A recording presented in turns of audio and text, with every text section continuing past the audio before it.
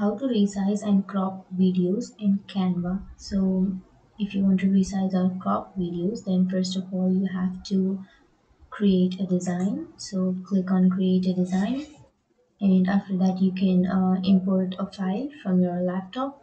And after importing the media, so you can choose any template that you would like this one, and after that you can click on customize. So from here, to resize your video, all you have to do is click on the video, and then here you will have four dots on the sides of the video.